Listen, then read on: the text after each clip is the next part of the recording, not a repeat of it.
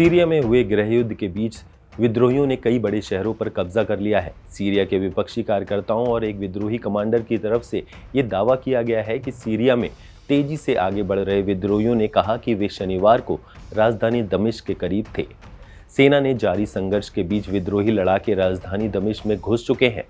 Syria के सरकारी media ने सोशल मीडिया पर फैली उन अफवाहों का खंडन किया कि राष्ट्रपति बशर अल असद देश छोड़कर चले गए हैं।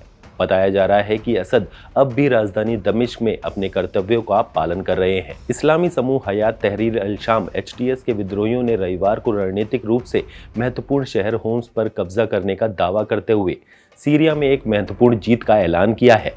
अब आपको 10 पॉइंट्स में सीरियाई विद्रोहियों के हमले के बारे में बताते हैं। विद्रोहियों का हमला शनिवार को सीरिया सेना द्वारा दक्षिणी सीरिया के ज्यादातर हिस्सों से वापस चले जाने के बाद हुआ है, जिसके कारण दो प्रांतीय राजधानियों समेत देश के अधिकांश क्षेत्र विपक्षी लड़ाकों के नियंत्रण में आ गए हैं। इस्लामिक नेतृत्व वाले गठबंधन के साथ विद्रोही कमांडर हसन अब्देल गनी ने कहा कि हमारी सेनाओं ने राजधानी को घेरने का अंतिम चरण शुरू कर दिया है।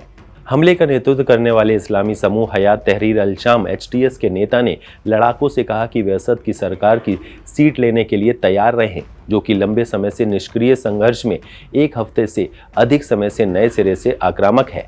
वहीं HTS के अहमद अल शरा ने टेलीग्राम पर एक बयान में अपने उपनाम अबू मोहम्मद अल जुलानी के बजाय अपना वास्तविक नाम का उपयोग करते हुए कहा कि दमिश्क आपका इंतजार कर रहा है। सीरिया के रक्षा मंत्री ने कहा कि सेना बल दमिश्क के ग्रामीण इलाकों के सभी क्षेत्रों में मौजूद हैं। इसलिए कहा गया है कि इस खबर में कोई सच्चाई नहीं है कि हमारे सशस्त्र बल दमिश्क के पास के स्थानों से पीछे हट गए हैं। अब्देल गनी ने यह भी कहा कि हम चाहते हैं कि सभी संप्रदायों को आश्वस्त किया जाए, क्योंकि सांप्रदायिकता और अत्याचार का युग हमेशा के लिए चला गया है। HTS अल-कायदा की सीरियाई शाखा में निहित है, पश्चिमी सरकारों की तरफ से एक आतंकवादी संगठन के रूप में घोषित है।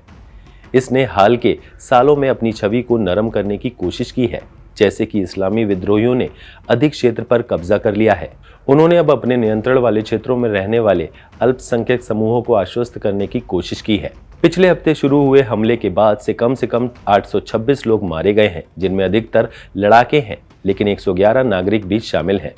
संयुक्त राष्ट्र ने कहा है कि हिंसा के कारण 3.7 लाख लोग विस्थापित हुए हैं। सीरियाई सेना ने शनिवार को एक बयान में कहा कि उसने अपने चौकियों पर आतंकवादियों द्वारा हमले किए जाने के बाद स्वेदा और दरारा में सैनिकों की पुनः तैनाती की है। विद्रोहियों ने सीरिया के चौथे सबसे बड़े शहर हमा पर कब्जा कर लिया था। सेना ने कहा था कि वो शहर के अंदर लड़ाई से बचने और नागरिकों की जान बचाने के लिए वहां से हट गई है। अमेरिकी विदेश मंत्री एंटनी ब्लिंकन ने तुर्की के विदेश मंत्री हाकन फिदान के साथ एक कॉल में शुक्रवार को संघर्ष के राजनीतिक समाधान का ऐलान किया।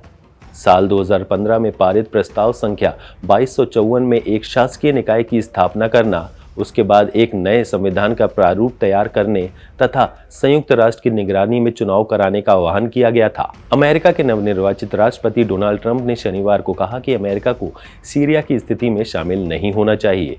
सीरिया एक चुनौती है, हमारा दोस्त नहीं है, और संयुक्त राष्ट्र अमेरिका को इससे कोई लेना देना नहीं होना चाहिए। शेख मोहम्मद ने कहा कि वो इस बात से हैरान हैं कि विद्रोही कितनी तेजी से आगे बढ़ रहे हैं, और कहा कि वे सीरिया की क्षेत्रीय अखंडता के लिए वास्तविक खतरा है। उन्होंने आगे कहा कि अगर राजनीतिक प्रक्रिया नहीं शुरू की गई तो संघर्ष से काफी नुकसान हो सकता है।